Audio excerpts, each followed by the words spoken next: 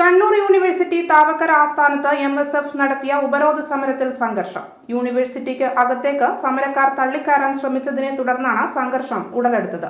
സമരക്കാരെ police arrest ചെയ്തു നീക്കി.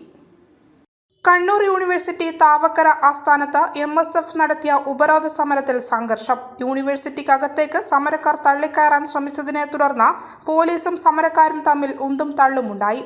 4 വർഷ ബിരുദ സിലബസ് ഉടൻ പ്രസിദ്ധീകരിക്കുക, വിദൂര വിദ്യാഭ്യാസ വിദ്യാർത്ഥികളുടെ തുടർപഠന ആശങ്ക പരിഹരിക്കുക തുടങ്ങിയ ആവശ്യങ്ങൾ ഉന്നയിച്ചാണ് സമരം നടത്തിയത്. സംസ്ഥാന കമ്മിറ്റി അംഗം ഇജാസ് ആറളം സമരം ഉദ്ഘാടനം ചെയ്തു. നസീർ പുറത്തിൽ അധ്യക്ഷനായി. KV റംഷാദ്, യൂനുസ് പടന്നോട്ട്, ആദിൽ എടയന്നൂർ, ഫർഹാന TA തുടങ്ങിയവർ സമരത്തിന് നേതൃത്വം നൽകി. തുടർന്ന് സമരക്കാരെ പോലീസ് അറസ്റ്റ് ചെയ്തു.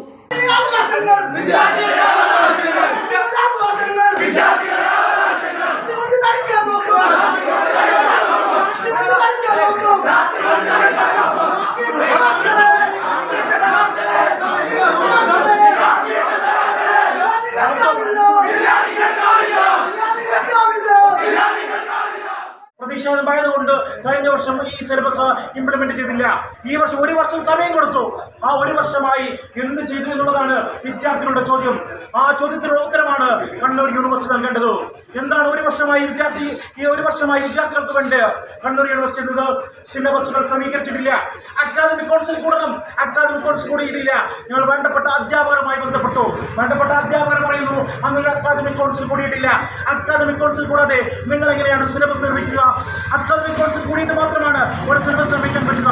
സിലബസ് കമ്മിറ്റി എടുത്തോ? കൃത്യമായി സിലബസ് കമ്മിറ്റികൾ എടുത്തിട്ടില്ല. സിലബസ് കമ്മിറ്റികളൊന്നും എടുക്കാതെ, സിലബസ് നിർമ്മിക്കാൻ കമ്മിറ്റികൾ എടുക്കാതെ